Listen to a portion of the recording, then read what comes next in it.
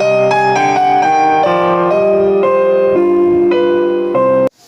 Friends, welcome to our channel maths वाला सूरज मतो। और आज हम लोग सिमिलरिटी का एक और लेक्चर लेके आए। तो पिछले लेक्चर में हम लोगों ने प्रैक्टिस सेट 1.2 का सेकंड सम तक कर लिया था और आज हम लोग थर्ड सम करने वाले हैं। तो यहाँ पे हम लोग अगर थर्ड सम देखेंगे तो उसमें कुछ ऐसा दिया है। ये हम लोग को यहाँ पे एक फिगर दिया हुआ है जिसमें ये m है, q, p, ये हमारा दिया है 2.5, ये है 5, ये है 7 और ये दो डॉट दिए। ये डॉट क्या सिग्निफाई करता है अभी बताता हूँ। तो हम लोगों ने जैसा पढ़ा था कि यहाँ पे दो डॉट दिए और पूछा क्या हम लोग को, QP का वैल्यू पूछा हुआ है, QP इक्वल टू वॉट। तो इसको कैसे करेंगे तो अभी हम लोग देखते हैं। तो यहाँ पे दो डॉट दिए मतलब क्या, ऐसा बता रहे कि ये दोनों एंगल सेम है। दो डॉट तो वही बता रहे ना कि मतलब दोनों को डॉट दिया मतलब ये दोनों एंगल सेम है। और ये रे है, ये रे क्या कर रहा है, यहाँ इस एंगल को बाइसेक्ट कर रहा है। मतलब हम लोग बोल सकते हैं कि ये एंगल को जो ये रे है ये बाइसेक्ट कर रहा है। तो हम लोग यहाँ पे एंगल बाइसेक्टर थ्योरम यूज कर सकते हैं, बाई एंगल बाइसेक्टर थ्योरम। तो बाई एंगल बाइसेक्टर थ्योरम क्या हो जाएगा यहाँ पे, वो हम लोग क्यों यूज करें, क्योंकि QN एंगल MNP को बाइसेक्ट कर रहे हैं। तो उसके हिसाब से क्या हो जाएगा, MN upon MQ equal to PN upon QP। तो ये हम लोग का एंगल बाइसेक्टर थ्योरम ऐसा होता है कि जब भी कोई रे अगर एंगल को बाइसेक्ट करता है तो हम लोग का रेशो ऐसा कुछ होता है कि MN अपॉन MQ और PN अपॉन QP। तो MN यहाँ पे कितना दिया है, 5 दिया है, MQ दिया है 2.5 और PN दिया है 7 और QP हम लोग को पता नहीं है। तो हम लोग इसको फाइंड करेंगे। QP क्या हो जाएगा, 7 इंटू 2.5 अपॉन 5। तो यहाँ पे अगर 5 से हम लोग 2.5 को कैंसिल करेंगे तो कितना होगा, 7 इंटू 0.5 जिसका वैल्यू हम लोग कितना आएगा 3.5। तो यहाँ पे हम लोग QP का जो आंसर आया वो आया 3.5। तो काफ़ी आसानी से हम लोगों ने ये सम को कर लिया। अगर आपको पता नहीं एंगल बाइसेक्टर क्या होता है और BPT थ्योरम क्या होता है तो आप लोग इसके पीछे का लेक्चर देख सकते हो, तो उसमें आप लोग को समझ जाएगा। तो हम लोगों ने थर्ड सम यहाँ पे काफ़ी आसानी से कर लिया। अभी हम लोग फोर्थ सम पे जाएंगे। तो जैसे कि अभी आप लोग स्क्रीन पे देख पा रहे हो, तो फोर्थ सम में हम लोग को बोला है कि एक ट्राइंगल दिया है यहाँ पे और उस ट्राइंगल में दो एंगल हम लोग को दिए। यहाँ पे जैसे 60 दिया है और यहाँ पे भी 60 दिया है। तो ये हमारा जगह APQ और BC। और इसमें हम लोग क्या प्रूफ करने वाला है कि AP upon PB equal to AQ upon QC, इसको हम लोग को प्रूफ करना है। तो आप लोग ये रेशो देखोगे ना तो ये कुछ ऐसा AP upon PB equal to AQ upon QC, जैसा कि हम लोगों ने BPT थ्योरम में देखा था। तो BPT थ्योरम क्या था कि कोई भी ट्राइंगल में अगर एक लाइन उसके किसी साइड को पैरेलल होता है तो उसका जो रेशो होगा वो इस तरह से होगा।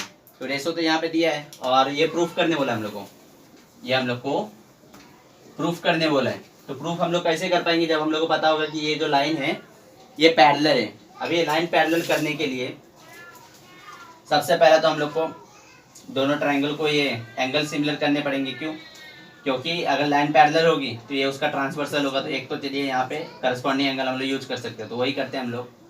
यहाँ पे हम लोग angle APQ is congruent to angle PBC, APQ और is congruent to angle PBC। ये सेम दिया हुआ है हम लोग को क्वेश्चन में। ये क्या है, ये हम लोग को गिवन है, दोनों कितना है 60 डिग्री है। तो अगर ये दोनों सेम है तो मैं बोल दूं कि यहाँ पे ये करस्पॉन्डिंग एंगल बन रहा है, क्योंकि जब भी दो पैरेलल होते हैं तो ये जो ऐसे एंगल बनते हैं इसको हम लोग बोलते हैं करस्पॉन्डिंग एंगल। करस्पॉन्डिंग एंगल हमेशा कैसे होते हैं, कॉन्ग्रुएंट होते हैं। तो क्योंकि ये करस्पॉन्डिंग एंगल है इसलिए हम लोग ऐसा बोल सकते हैं कि PQ is parallel to BC।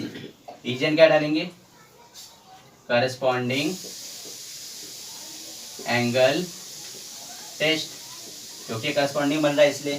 तो अभी हम लोग का लाइन पैरेलल हो गया और अगर एक बार लाइन पैरेलल हो गया तो ये रेशो क्या हो गया, सेम हो गया। तो अगर ये लाइन हम लोग लिखेंगे देयरफॉर बाय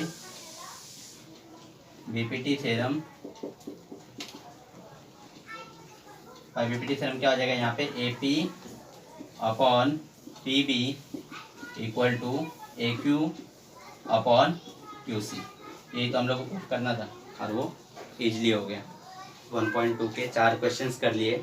अभी हम लोग फिफ्थ क्वेश्चन देखते हैं। फिफ्थ क्वेश्चन पढ़ने से पहले हम लोग को कुछ एक बेसिक वो हम लोग को पता होना चाहिए। अगर कोई भी ऐसा ट्रेपेजियम होगा ना, और इसमें अगर ऐसा दिया होगा कि कोई एक लाइन है जो कि ट्रेपेजियम को जैसे पैरेलल लेगा, समझिए ये रहेगा A B C D E F, तो इसका जो रेशो है ना A B upon B C equal to D E upon E F आएगा। हर बार जब भी ऐसा ट्रेपेजियम का केस दिया होगा, हर बार रेशो इसी तरीके से आएगा। तो इसी केस को हम लोग यहाँ पे यूज करने वाले हैं।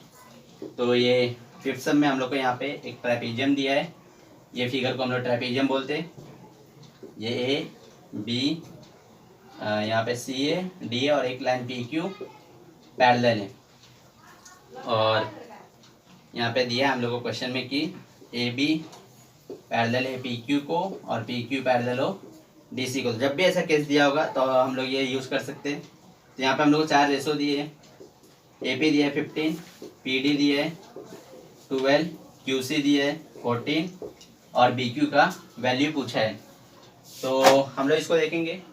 तो पहले तो ये रेशो हो जाएगा, क्या हो जाएगा, A P upon P D equal to B Q upon Q C. तो हम लोग को ए पी दिया है, कितना दिया है 15 दिया है, पी डी दिया है 12, बी क्यू दिया है, सॉरी बी क्यू यहाँ पे हम लोग को फाइंड करना है। तो बी क्यू को हम लोग बी क्यू लिखेंगे और क्यू सी दिया है 14। तो यहाँ पे बी क्यू का वैल्यू क्या हो जाएगा, बी क्यू का वैल्यू हो जाएगा 15 इंटू 14 अपॉन 12।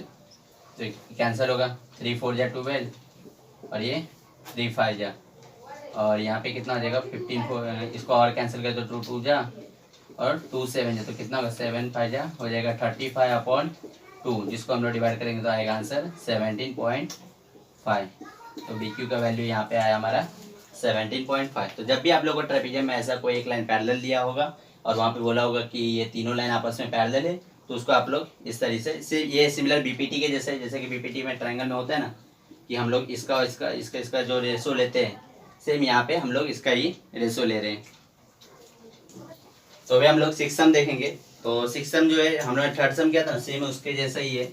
यहाँ पे भी हम लोग एंगल बाइसेक्टर थ्योरम का ही यूज करने वाले हैं। ये हमारा हो गया एन क्यू एम पी, यहाँ दिया है 25, ये दिया है 14 और ये दिया है 40 और क्यू पी का वैल्यू पूछा हुआ है। तो और यहाँ पे ये दोनों एंगल सेम देते, तो ये दोनों एंगल फिर से सेम दिया, तो इससे क्या पता चल रहा है कि रे एन क्यू जो है वो एंगल एम एन पी को बाइसेक्ट कर रहा है। तो फिर से हम लोग यहाँ पे एंगल बाइसेक्टर थ्योरम यूज कर सकते हैं। सॉल्यूशन इसका क्या हो जाएगा, बाई एंगल बाइसेक्टर थ्योरम क्या हो जाएगा, यहाँ पे एंगल बाइसेक्टर थ्योरम के हिसाब से N P upon P Q, जिसको यहाँ पे क्वेश्चन में अगर क्यू पी पूछा तो मैं यहाँ पे क्यू पी लिख ले रहा हूँ, N P upon Q P और M N upon M Q. तो ये एंगल बाइसेक्टर थ्योरम के हिसाब से हमने रेशो ले लिया। अभी एन पी कितना दिया है, यहाँ पे दिया 40, क्यू पी हम लोग को पता नहीं है, एम एन दिया है यहाँ पे 25, एम क्यू दिया है 14। तो फिर से क्यू पी को हम लोग फाइंड करेंगे। तो क्यू पी इधर क्या हो रहा है, डिवाइड हो रहा है, उधर क्या तो मल्टीप्लाई होगा। तो यहाँ पे क्या होगा 40 इंटू 14 और ये 25 यहाँ पे नीचे आ जाएगा इक्वल टू क्यू पी। अभी इसको अगर हम लोग कट करें 5 के टेबल में तो 5 5 जा और यहाँ पे क्या हो जाएगा 5 8 जा। अब ये तो आगे होगा नहीं, तो 14 8 जा कितना होता है, 14 8 जा होता है 112 अपॉन 5, ये हमारा क्यू पी हो गया। तो क्यू पी क्या होगा 112 अपॉन 5। जब हम लोग इसको डिवाइड करेंगे तो क्या होगा 5 2 जा 10, फिर से 5 2 जा 10 और 5 4 जा 20। तो हमारा क्यू पी का जो वैल्यू आया वो आया 22.4। तो आई होप इसको आपको ये समझ जाए। सिमिलर जो मैंने अभी सेशन के स्टार्ट में जो सबसे पहला क्वेश्चन किया था वो सेम उसके जैसा ही है। अभी यहाँ पे हम लोग 7th सम पे चलते हैं। तो 7th सम में भी हम लोग को, जब भी मैंने बोला था ना कि जब भी आप लोग को 3 पैरेलल लाइन दिए हुए होंगे तो आप उनका जो रेशो लोगे उसे बीपीटी के जैसे ही हम लोग लेते हैं। तो यहाँ पे एक बार फिर से हम लोग को वही दिया है, ए बी सी, यहाँ पे डी दिया है, यहाँ ई और ये एफ, ये 8 दिया है, ये 4, ये 12 और ये एक्स। तो और क्वेश्चन में हम लोग को फिर से बोला है कि A B parallel to D C, parallel to E F. तो जब भी आप लोगों को 3 लाइन ऐसे पैरेलल होंगे तो हम लोग उसका रेशो ले लेंगे। तो यहाँ पे क्या हो जाएगा, B D upon D F equal to A C upon C E. सी हम लोग को पूछा है, तो बी डी यहाँ पे कितना दिया, 8 दिया है, डी एफ दिया है 4, ए सी दिया है 12 और सी ई कितना दिया, एक्स। तो हम लोग एक्स को यहाँ पे फाइंड करेंगे, तो एक्स क्या हो जाएगा 12 इंटू 4, ये 4 इधर डिवाइड हो रहा है, उधर का तो मल्टीप्लाई, बेसिक अलजेब्रा है हमारा, और ये 8 नीचे आ जाएगा। तो अभी इसको कैंसिल करें, 4 1 जा 2 जा 2 6 जा, तो कितना आएगा, ये 6 आंसर आएगा। इसको आप लोग डायरेक्टली भी कर सकते हो, 12 4 जा 48 अपॉन 8, तो ये कितना आंसर आएगा इसका 6। तो यहाँ पे x का वैल्यू हम लोग को मिला 6। तो आज के लेक्चर के लिए हम लोग इतना ही करते हैं, और बाकी के जो सम्स होंगे वो हम लोग नेक्स्ट लेक्चर में देखेंगे। और अगर आपको मेरा लेक्चर पसंद आया तो प्लीज़ लाइक करें, सब्सक्राइब करें, अपने फ्रेंड को भी जितना ज़्यादा से ज़्यादा हो सके शेयर करें। Thank you.